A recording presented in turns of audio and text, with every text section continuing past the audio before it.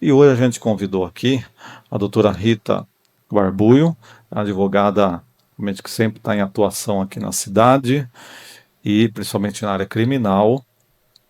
E a gente sabe que houve várias mudanças em leis, questão de saidinha, a questão a vários crimes, e ela com certeza, como professora também, né, de várias faculdades aqui em Botucatu, vai poder nos atualizar sobre essas informações, né, aos cumprimentos de pena aí, e com certeza a gente vai atualizando você, né, para saber de tudo. Doutora, prazer em recebê-la aqui, a gente poder falar um pouquinho com os nossos ouvintes sobre legislação e muito mais dessa área criminal que chama a atenção das pessoas. Tudo bem?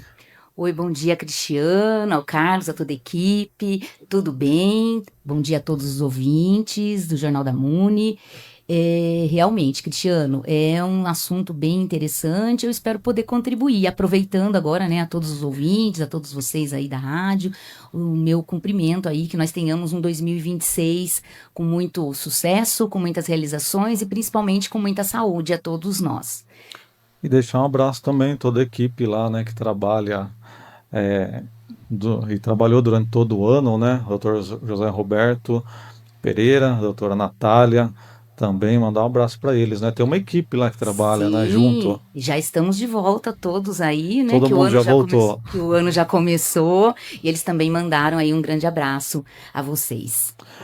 Doutora, uma mudança que a gente percebeu, foi a questão da saidinha. É um tema muito polêmico, né? As pessoas falam, por que vai ter saidinha?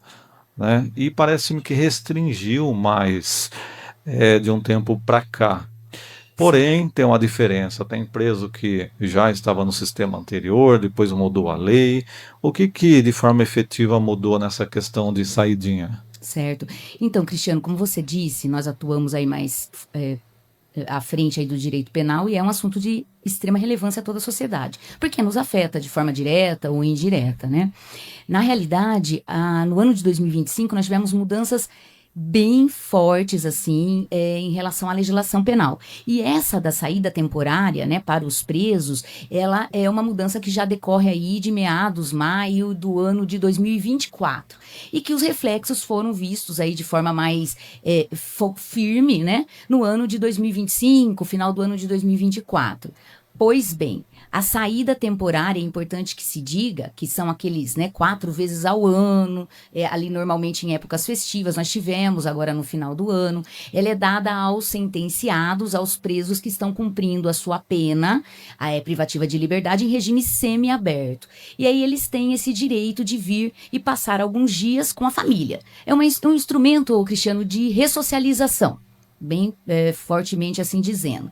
Contudo, toda a legislação ela tem seu bônus e seu ônus, né? O seu pós e contra. E efetivamente esse direito que havia na nossa justiça desde maio de 2024 ele foi cerceado, ele não existe mais. Aí vem a pergunta que você me fez, mas existem ainda presos que tiveram agora recentemente, né? Retomaram essa semana ao sistema penitenciário, porque essa lei e todas as legislações penais, que elas são, sendo elas mais prejudiciais, elas não retroagem. Então, aqueles presos, aqueles sentenciados, aquelas pessoas que cometeram crime antes da entrada em vigor, lá em meados de 2024 dessa lei, eles continuam tendo esse direito da saída temporária.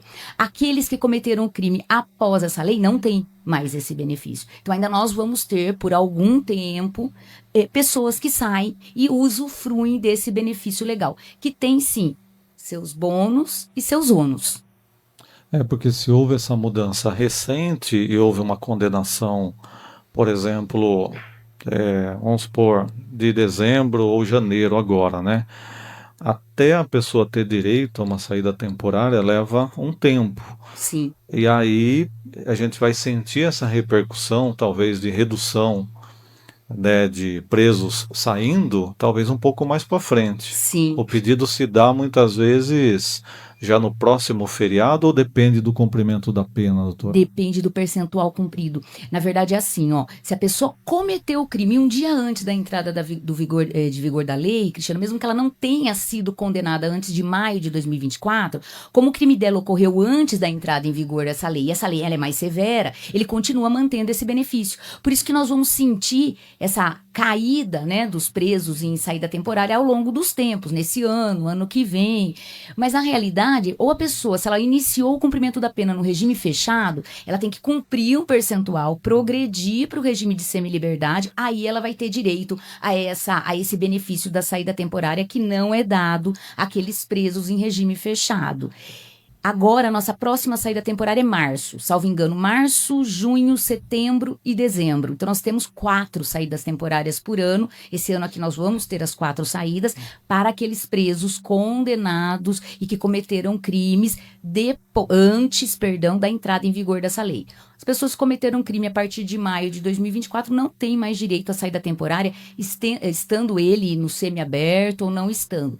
E veja, Cristiano, a lei ela endureceu de uma certa forma que além dessa pessoa condenada que esteja lá no semiaberto não ter mais direito à progressão, à saída temporária, à vinda à sua família para fins de ressocialização, ela não tem direito mais a deixar o sistema penitenciário também para estudo, tanto faz ensino médio ou então para ensino fundamental ou curso superior ou profissionalizante, só terão direito, a partir da entrada em vigor dessa lei, pessoas que cometeram crime, por exemplo, hoje, desde que seja um preso que nós chamamos preso de baixa periculosidade, que não tenha cometido um crime hediondo. Por um exemplo, um tráfico de drogas cometido hoje, a pessoa está cumprindo a pena lá no semiaberto, eu quero uma autorização da justiça para fins de cursar um curso profissionalizante. Hoje já não tem mais direito. Tá? Só se for um crime de menor complexidade, que não seja um crime grave, um crime hediondo. Aí, com autorização da justiça, ainda hoje é permitida essa saída temporária com monitoramento eletrônico. Muito bem. E também um assunto que muito chama a atenção da gente, doutora, são os crimes sexuais, né? E muitas vezes envolve maiores de idade como vítima ou menores de idade. A gente teve também mudanças desse tipo de lei. O que efetivamente a gente teve de mudança? Essa lei aqui 15.280 de 2025, ela se tornou mais rígida, mais pesada. Sim, nós tivemos uma mudança recente agora, do ano de 2025, em nossa legislação, com relação aos crimes sexuais cometidos contra vulneráveis. Ou seja, quando a vítima, Cristiana, é aquela pessoa que tem menos de 14 anos, a época do crime, né? 14 anos ali incompletos, ou com qualquer vulnerabilidade. Veja que interessante, a nossa legislação, ela evoluiu hoje esse conceito de vulnerabilidade, né? Então, não é só aquela vítima vulnerável menor de 14 anos, tá? Pode ser vulnerável também se ela tiver uma doença mental, um atraso intelectual, algo que a torne ainda mais frágil no momento do crime. Então, essa pessoa, sendo vulnerável, nós consideramos isso um estupro de vulnerável, ainda mais grave, e a legislação, ela endureceu o tratamento. As penas aumentaram sensivelmente para os crimes de estupro de vulnerável. A pena está bem maior, né? Ela aumentou. Então, quem cometeu o crime agora, a partir dessa mudança da lei, que foi agora no final de 2025, por um exemplo, esse ano, já vai ter um rigor, já vai sentir um rigor muito maior da lei. Aí você vai me perguntar por quê? Só a punição, ela vai fazer com que o crime diminua ou desapareça? Não necessariamente. Nós temos que ter várias políticas, né? Política pública, enfim, outros meios de cuidado com essa situação. Mas a punição, ela também é necessária tendo em vista o aumento do número de crimes, em especial de estupro de vulnerável. Crimes esses, Cristiano, que podem acontecer, infelizmente, dentro da própria casa, com as pessoas que estão mais ali próximas, né? E a lei, ela endureceu, o aumento da pena for maior e a rede de apoio a essas vítimas também. Hoje, para você ter ideia, a nossa legislação ela prevê como uma medida protetiva, uma medida de proteção a essa vítima, a possibilidade do juiz fixar um monitoramento eletrônico desta pessoa ou proibir esse agressor, caso se mostre necessário, de trabalhar em local que tenha fluxo de criança, de adolescente. E aí a gente fala também de um assunto, de um tema aí bem importante, né? E muito questionado aí, que ainda está sendo tratado, que é até a coleta lá do DNA, né? Para colocar num banco de perfil genético de pessoas aí que venham a se envolver nesse tipo de situação, um tema aí bem delicado, mas que vem sendo tratado e que a legislação hoje também prevê. Isso como forma de endurecimento àquelas pessoas que venham a ser condenadas. Óbvio que a gente sempre fala aqui, né? Todos têm direito à defesa, um devido processo legal, mas que venham a ser condenados tenham aí, sintam um rigor maior da lei. Sim, inclusive eu entrei aqui no site da Secretaria de Segurança do Estado para saber os números de Botucatu com relação a esse tema. O total de estupro que nós tivemos até novembro, né, janeiro a novembro, segundo os dados que tem a ver com os boletins de ocorrência, né, os casos registrados, 84 casos de estupro. Então, imagine você ter 10, 8, 5 estupros num mês em Botucatu. É muita coisa, né? Sim. E o estupro, em geral, de janeiro a novembro, 27 casos. Estupro de vulnerável, 57. Quer Então, dizer, crianças, adolescentes, pessoas que têm algum tipo, talvez até uma deficiência, deficiência intelectual, passam a ser vítimas, né? mais fáceis, né? Então, na verdade, é assim, são acusações muito delicadas, que tem que ter todo um cuidado especial no momento do julgamento, e a gente sempre gosta de reforçar isso, né? Todos têm direito a uma defesa, a um advogado, a uma produção de provas, óbvio. É uma acusação e uma condenação que traz reflexos, tanto na vida da vítima, como daquela pessoa acusada muito forte, mas desde que essa pessoa, depois de um devido, de um justo processo legal, ela venha a ser considerada culpada, se faz necessário aí, a lei entendeu como necessário para buscar diminuir esses números que são realmente alarmantes, esse endurecimento da lei. Veja que os dados aí que você está, recentíssimos, né, que você está nos demonstrando aí, eles dão conta de um número maior de estupro de vulnerável, daquelas pessoas que estão mais fáceis, mais vulneráveis mesmo, como a lei diz, né, a esse tipo de crime. Indefesas às vezes, né? Para criança de muito pequenas, né? Indefesas, não sabem nem o que está acontecendo. Sim. Então é um crime complicadíssimo e tem casos e casos, né? A gente viu o caso de um rapaz aí outro dia que estava beijando mulheres, sabe, aleatoriamente. Estava totalmente fora da casinha, né? Não estava na sua condição normal, né? E tem aqueles casos da pessoa, às vezes dentro de casa, cometer um crime contra um parente, uma filha, um vizinho, tem de tudo que você imagine, né? Mas é isso, a gente acompanha todos os casos. Doutora, é uma atuação de vocês também muito forte a questão dos julgamentos, os júri, né? Sim. A gente teve um volume grande de julgamentos esse ano. Sim. A gente vê que em muitos casos de júri vocês que atuaram na equipe de vocês. A gente teve bastante júri esse ano, foi um volume grande. Parece-me, a impressão que eu tinha é que antes, né, há um tempo atrás, a gente tinha um volume muito maior de julgamentos. Depois, os homicídios, parece que eles deram uma recuada, que hoje a gente tem muito mais homicídio numa briga de vizinho, algo familiar, algo de marido e mulher, algo assim, traição. Parece que é mais nesse sentido que tem hoje os crimes contra a vida do que um assalto, um roubo. Não sei como a doutora pode analisar para a gente também os tipos de caso, né? Mas esse ano foi um ano de bastante julgamento também nos casos de júri. Olha, então, Cristiano, na verdade, essa mudança, né, da cara, do cenário aí, dos crimes dolosos contra a vida, né, nós que sempre atuamos aí em plenário do júri, realmente nós percebemos também essa mudança.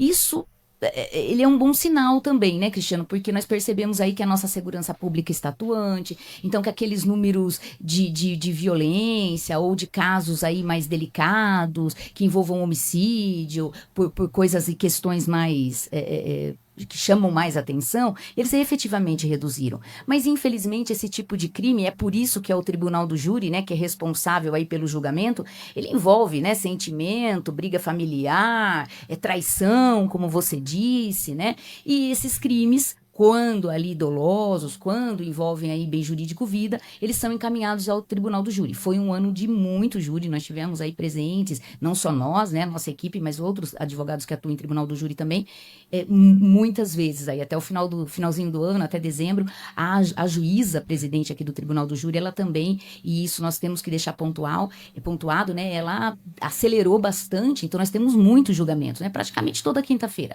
Agora nós já começamos o ano em fevereiro, já com julgamento popular, com data já marcada aí, então início aí, logo depois do carnaval nós já estaremos aí em plenário do júri. Então, isso nós percebemos que os casos estão sendo julgados mais rápido também, né? Nós temos julgamentos recentes agora, de um ano, que é aquele tempo razoável. Antes, até pelo número, e também nós tínhamos processos mais antigos vindo a plenário. Essa morosidade, ela também dificulta a distribuição da justiça. Então, nós termos ali o julgamento num tempo razoável, ele é importante. E por que é tão importante? A gente sempre defende a instituição do plenário do júri, do tribunal do júri, que é muito combatido, né, Cristiano? Tem pessoas que combatem muito, né? Porque pessoas do povo julgarem crimes, né? Tirar da competência de um juiz ali togado, de um juiz ali que estudou para estar à frente. Isso é importante, porque como você mesmo disse, esse tipo de crime envolve muitas vezes ali sentimentos, momentos delicados que o próprio cidadão, a própria população deve julgar. Fica mais fácil, assim, fica mais justa essa decisão aí, tendo sempre um juiz presidente ali à frente, né, dos trabalhos. Exatamente, nós estamos entrevistando aqui a doutora Rita de Cássia Barbuio, advogada criminalista, falando conosco. A gente vai fazer o seguinte, eu vou deixar uma pergunta aqui depois para a doutora responder para a gente, como que é a escolha dos jurados. Imagine você, que está ouvindo a gente aí, você sentar ali na cadeira dos jurados e você julgar uma pessoa que cometeu um crime contra a vida de alguém, né? E você ter que julgar ali, da sua opinião, se ela deve ser condenada ou não. A doutora vai explicar para a gente daqui a pouco. Eu vou trazer uns recadinhos do Vanderlei e daqui a pouco a gente volta com a entrevista, a reta final do nosso bate-papo, e tomar uma aguinha aqui, um café, e o Vanderlei traz um recadinho para a gente por enquanto. Vamos lá. E a doutora Rita ficou de responder essa pergunta para a gente. Doutora, qualquer cidadão, cidadã, pode ser selecionada para ser jurado? Como que acontece essa escolha? Como que é a pessoa ficar sentada ali e ajudar, decidir no julgamento, na verdade? Vocês fazem as defesas ali, mas quem decide é o jurado ou a jurada que estão ali, né? Sim. Olha, na verdade, qualquer pessoa do povo pode ser jurado, né? O seu nome ou vai... Quando a pessoa é um funcionário público, normalmente, né, ali já se tem uma lista, já é mais fácil de aderir a esse serviço, né? Que naquele momento ali aquela pessoa é um funcionário público, né? Até responde como funcionário público. Naquele momento, né? E qualquer um pode ir até o fórum, pode dar o nome, pode ser um jurado. É uma missão super importante, como a gente sempre fala nos julgamentos, é uma missão super nobre, é Não muito ganha nobre, nada. não ganha nada, Voluntária. é voluntário, é gratuito, está ajudando com a distribuição da justiça, mas, Cristiano, a gente não pode deixar de dizer também que é uma missão muito delicada, Difícil. né? Difícil você sentado ali num dia, numa tarde, você ouvir testemunhas, você analisar o depoimento de uma vítima quando viva, né? Você ouvir as partes dizendo, advogado, promotor de justiça, ouvir os dois lados, ouvir o acusado, que vai dar a sua versão dos fatos, porque todo lado, né, toda história tem seus dois lados ali, e no final, com o voto sim ou não, é um voto secreto, mas você dispensar numa sacolinha lá numa sala secreta, um sim ou um não, sabendo que é por maioria, né? Você não decide sozinho, mas são 7 jurados, então 4 pessoas ali, uma maioria vai decidir a vida de uma pessoa. E quando nós falamos ali vida de uma pessoa, é interessante que nós falemos que não é a vida do acusado só que está sendo decidida ali, né? É a vida do acusado, é a vida da vítima, né? Que pode ter sido ceifada ou não numa tentativa, daquelas pessoas envolvidas, dos familiares. Normalmente, alguns júris são muito comoventes, tem muita comoção envolvida. Então, não é fácil, mas é muito nobre. Então, eu convido a todos que, né, tenham essa experiência. É muito importante você poder, né, ao invés de falar aqui do lado de fora, sem saber, ir lá, viver. Não é fácil, né? É fácil depois nós questionarmos por que o jurado condenou, por que o jurado absolveu. Só ele sentiu aquele momento. Né? Então é difícil julgarmos uma decisão tomada em tribunal do júri. Isso é importante até para a população. E, inclusive, Cristiano, aproveitando o seu adendo, um júri popular, ele é público. Ele é um dos requisitos, dos fundamentos é a publicidade. Então todos também podem ir assistir. Né? Todos podem ir participar, como sociedade. Eu quero saber o que está acontecendo, como está sendo distribuída a justiça. Uma condenação, uma absolvição, uma diminuição de pena, isso foi justo? Os julgamentos aqui em Botucatu sempre são às quintas-feiras, a partir das 9 horas da manhã, sem hora para terminar, dependendo da complexidade. Então, as pessoas, a população pode também assistir. Né? Normalmente, alunos de direito sempre estão lá, populares que conhecem o caso, mas todos podem ir também, para ver como que é essa distribuição da justiça.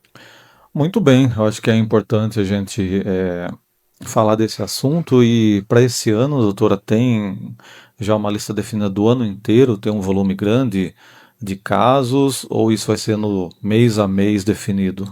Então, nós já temos alguns julgamentos marcados, eu digo meu e da minha equipe, mas a magistrada, ela sempre vai marcando conforme a demanda vai aparecendo, porque nós temos aqui a juíza competente pelo tribunal do júri, a presidente, ela é a juíza da segunda vara criminal, não todos os casos dolosos contra a vida estão ali, na vara, na primeira, nós temos 2 varas, né, a primeira e a segunda criminal, então quando o processo vai a ela, finaliza, e ela, dependendo ali, é réu preso, né, dependendo dessa questão, é réu solto, ela encaixa ali na sua agenda. Então, eu acredito, Cristiano, não sei dizer com propriedade, mas que nós não tenhamos ainda um júri designado para o ano todo, porque vai dependendo da demanda, réu preso tem prioridade, obviamente, né, dependendo do caso, mas já tem sim alguns júris designados aí para esse ano. Mandar um abraço à doutora Cristina Escher, que é a juiz-presidente, né, Sim, dessa parte, o doutor Marcos Corvino, que é o promotor que atua por lá também, tem toda uma sim, equipe que atua, sim, policiais que sim, cuidam, tem uma equipe grande que trabalha sim, ali para as sim, coisas acontecerem, seguranças, para os júris acontecerem aqui em Botucatu, né? sim. E apesar de cada um estar no seu espaço ali, na sua atuação, né, às vezes a pessoa fala, nossa, mas o advogado deve ser inimigo do promotor, o promotor deve ser inimigo, mas na verdade o que ocorre? Cada um está dentro da sua atuação ali, né? Sim, Tem sim, debates acalorados ali, sim. mas é dentro da defesa ou da acusação, mas nada que fuja a isso, né, doutora? Não, não. E é importante, e também mando aí meus abraços, meus cumprimentos de um feliz ano novo aí, de um feliz 2026, que os trabalhos continuem, né, sendo em Botucatu. Nós falamos, ô Cristiano, que nós não atuamos só aqui em Botucatu, né, atuamos aí em comarcas distintas, final do ano estivemos fora aí, lá na capital, e tem lugares e comarcas que o trabalho é bem feito, mas aqui nós estamos de parabéns, porque a juíza presidente, ela conduz de uma forma muito séria, e isso é importante que se diga, nós nutrimos muito respeito aí pelo trabalho e a condução da doutora Cristina, ela é muito séria na condução, os julgamentos sempre saem ali de uma forma muito tranquila, claro que não é um trabalho tranquilo, mas sempre muito ali dentro da ordem. Os promotores de justiça, o doutor Marcos, ou quando não ele, os demais promotores aqui da comarca, quando estão à frente, sempre cada um vendo o direito sob a sua ótica. Não existe uma verdade absoluta, né, Cristiano? Por isso que as decisões dos jurados não precisam ser por maioria de votos, não precisa ser 7 pessoas dizendo sim ou não, porque não existe uma verdade absoluta. Depende da forma da ótica que você analisa aquela prova. Então, nós não somos efetivamente inimigos, cada qual vendo o direito da sua forma e pleiteando, porque não somos nós que trazemos a resposta. A lei, ela está lá. Então, isso também é importante que se diga. Ah, mas a pena ela foi pequena, ou a absolvição nesse caso ela foi conquistada, é culpa do promotor, é culpa do advogado? Não, porque tanto o advogado quanto o promotor, como a juíza na hora de dosar uma pena em caso de condenação, nós seguimos a legislação penal que está aí em vigor. Então nós só pedimos a aplicação da lei. E os jurados ou um juiz de direito num crime comum, né, que não é do tribunal do júri, ele vai aplicar a lei de acordo, ele vai aplicar o direito de acordo com a lei que está aí em vigor. Ah, mas essa lei não me é satisfatória. Aí é o nosso Congresso Nacional que tem que trabalhar para modificá-la, né, para torná-la ainda mais eficiente. Nós temos que trabalhar com a legislação que aí está. E também, aproveitando o que você disse também, toda a equipe. Desde o Murilo, que é o escrevente lá que nos auxilia, ao vaso policial, a toda a equipe, sempre muito pronta. Nós estamos aí de parabéns. Muito bem, doutora. A gente então fez questão de bater um papo sobre diversos assuntos na área criminal, até porque a doutora e sua equipe atua com certeza nos principais casos de maior repercussão em Botucatu e região e outras cidades do estado também. Vocês já atuaram em várias partes do Brasil e para a gente poder atuar e trazer, né, à população as informações das principais mudanças nas leis aqui, como que é essa dinâmica de trabalho também do júri. Gostaria de agradecer, deixar um abraço lá a toda a equipe e mais uma vez muito obrigado, viu, doutora, pela entrevista.